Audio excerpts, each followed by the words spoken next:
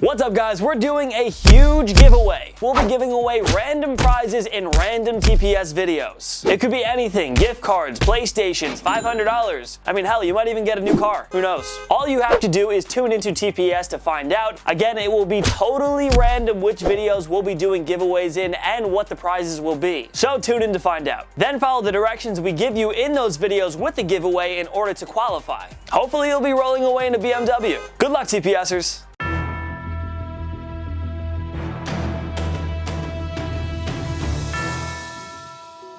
What's up, guys? You don't usually see NFL stars get traded in their prime years. This isn't the NHL or MLB, where teams can offer you a series of great prospects and young players in return. If anything, NFL teams often prefer to hold on to star players during their best years, using them as franchise building blocks and hoping they can lead the team to future success. But in some cases, an NFL legend was surprisingly traded during the peak years of his career, and often for a minimal return. Sometimes it's due to cap constraints or contract issues, and sometimes it's simply a matter of changing the locker room culture. Whatever the reason may be, it was enough for some teams to send their star players packing during the peaks of their careers, changing the entire NFL landscape in the process. I'm Jason Biondo, and today we present 10 NFL stars that were traded in their primes. Don't forget to leave your video ideas down below. We will be looking and we will choose your idea and then use your idea if we like it, so comment down below. Make sure to subscribe to TPS and put on your notifications because we post videos every single day. Every day is a new video, as you know, so subscribe. Number 10, Jerome Bettis. The Bus played 3 seasons with the St. Louis LA Rams from 1993 to 95, compiling a pair of 1,000-yard rushing seasons. Normally, you don't trade away a young running back in his prime, but the Rams were bent on landing troubled Nebraska product Lawrence Phillips in the 1996 draft. The Rams traded Bettis and a third-round selection to the Pittsburgh Steelers for second and fourth-round picks, and they wound up drafting Phillips with the number 6 selection. While Phillips was a major bust for the Rams, and he couldn't control his bad behavior off the field, the Rams decided to cut him during the 1997 season, and Phillips never became the star that many expected to see. As for the bus, he drove the Steelers offense for a decade and earned 4 Pro Bowl selections. Bettis and the Steelers also won Super Bowl 40. He retired as a champion and was inducted into the Pro Football Hall of Fame 9 years later. Number 9, Odell Beckham Jr.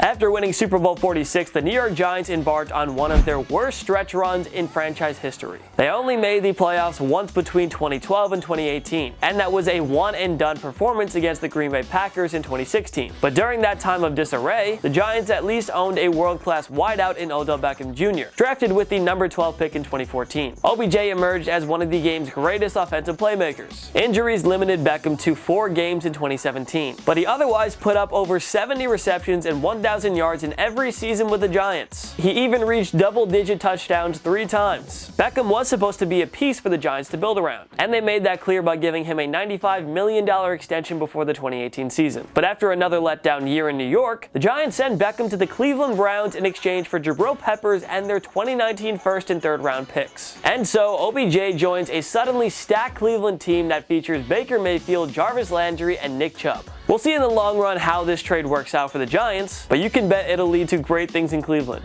Number 8, Darrelle Revis. During his prime years, Darrelle Revis was unquestionably the best cornerback in the NFL. He earned the nickname Revis Island, since he did such a superb job in locking down the opposition's best wideout. Revis earned 4 straight Pro Bowl selections with the New York Jets from 2008 to 11. He was also instrumental in helping the Jets reach the 2009 and 2010 AFC Championship games. But Revis' 2012 season came to an abrupt end when he suffered an ACL tear in Week 3. In the 2013 offseason, the Jets had to choose between extending Revis during a rebuilding process or to trade him for a premium return. The decision was made to send Revis to the Tampa Bay Buccaneers in exchange for their 2013 first-rounder and a conditional 4th-round draft pick in 2014. The Bucs then handed Revis a 6-year, $96 million extension. However, Revis struggled in his lone season with Tampa Bay, and the decision was made to release him after just 1 year. Revis played 1 year with the New England Patriots and won Super Bowl 49. He went back to the Jets in the 2015 offseason and played 2 years before getting released. If the Jets had known ahead of time that Revis would join the Patriots just a year after trading him, you have to think they wouldn't do it. But hey, they selected Pro Bowler Sheldon Richardson with the pick acquired from Tampa. So the trade worked out nicely for them after all. Number 7, Khalil Mack. The Oakland Raiders have a bad drafting history dating back to 2003,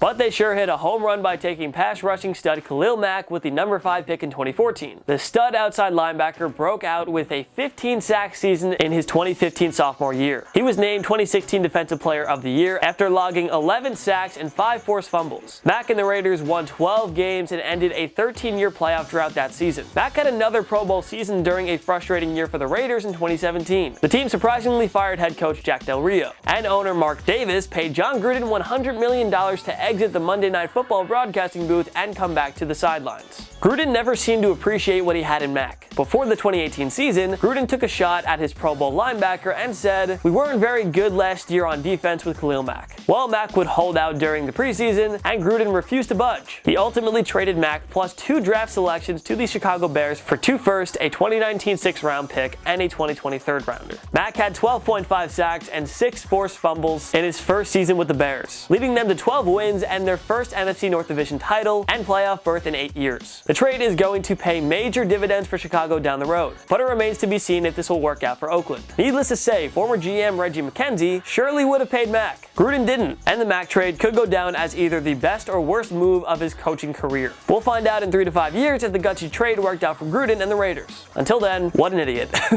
Number 6, Antonio Brown. The Pittsburgh Steelers drafted Brown in the 6th round, 195th overall. That was in the 2010 draft. There's no way anybody could have expected him to emerge as the best wide receiver in the NFL just a few years later. Brown and Ben Roethlisberger became one of the most dominant combos in the NFL. The former led the league in receptions twice and receiving yards during the 2014 and 17 seasons. Brown notched over 100 receptions and more than 1,200 receiving yards every year from 2013 to 18. Brown and the Steelers look poised for great things. They made the playoffs every year from 2014 to 17, including a trip to the 2016 AFC Championship game. But things came crashing down in 2018 when Brown's relationship with Roethlisberger, coaches, and management began to sour. Brown angrily walked out during a practice leading up to Pittsburgh's Week 17 contest. He was a no-show for their season finale and requested a trade. The Steelers had no choice but to honor his request, and Brown was traded to the Oakland Raiders for a small return of 3rd and 5th round picks. Nobody could have expected such an ugly divorce between Brown and the Steelers. He's arguably the greatest offensive player they've ever had, but he and Roethlisberger just couldn't repair the damage, and it led to one ugly and surprising breakup. Number 5, Charles Haley. Joe Montana, Jerry Rice, and Ronnie Lott are the 3 most recognizable names from the 80s San Francisco 49ers dynasty. But 6'5", 255-pound defensive end Charles Haley was no slouch himself. The 5-time Pro Bowler played on 2 49ers Super Bowl championship teams, and he was named NFC Defensive Player of the Year in 1990. But even though he was a dominant game-changing player, Haley was also known for being a hothead and locker room problem. The decision was made to send Haley to the rival Dallas Cowboys in exchange for future 2nd and 3rd round picks. Haley quickly grew into a tremendous fit under head coach Jimmy Johnson, and he played a prominent role in helping Dallas win 3 Super Bowls over a 4-year span in the 90s. Needless to say, the 49ers probably regretted trading Haley to Big D. It was one of the many moves that put an end to their dynasty, all while inadvertently helping Dallas take over as the team of the 90s. Number 4, Terrell Owens. Given his Hall of Fame career and remarkable consistency, it's amazing that he played for 5 different teams throughout his career. The 6-time Pro Bowler was a major weapon for the San Francisco 49ers, complementing Jerry Rice to form one of the greatest offensive duos of all time. Owens had 5 1,000-yard seasons in San Fran and looked poised to play at least the bulk of his prime years on the West Coast. But T.O.'s ego quickly became a problem. So in a complicated deal that also included the Baltimore Ravens, Owens was sent to the Philadelphia Eagles after the 2003 season. In return, Philly sent the 49ers defensive end Brandon Whiting.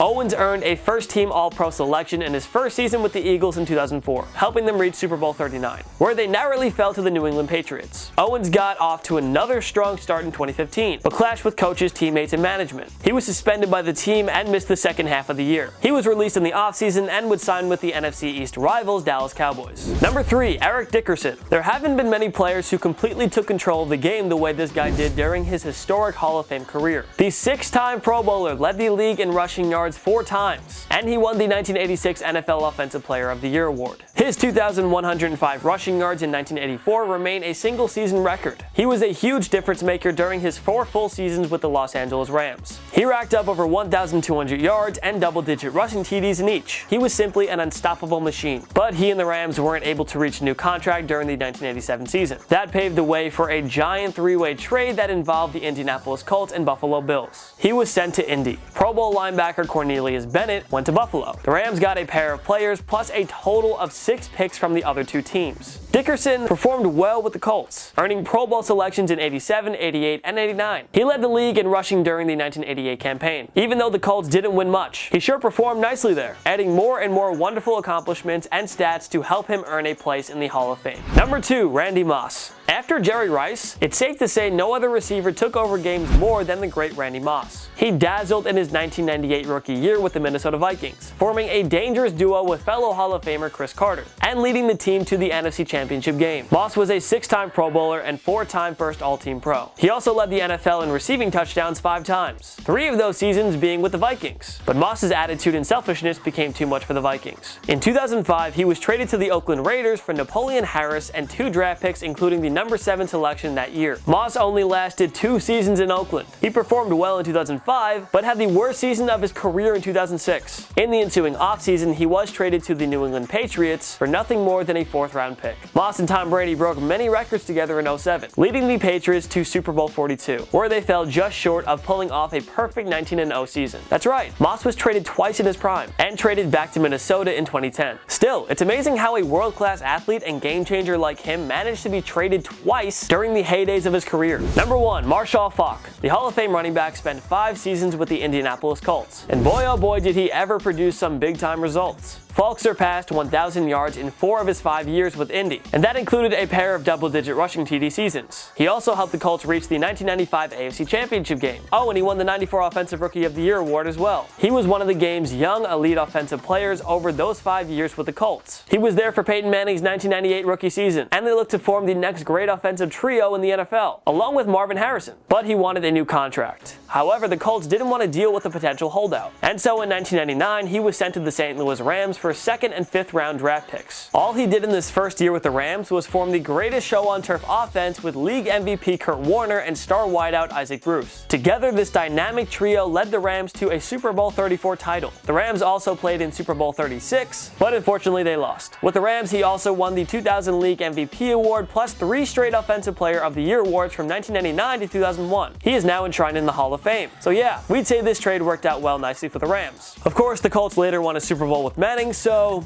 it all worked out. Which other NFL stars were traded in their primes? Join me in the comment section below. Make sure to follow myself and TPS on social media. We post great content all the time. Subscribe to my YouTube channel. I post videos every single week, and they're really entertaining, so if you want more of me, go there.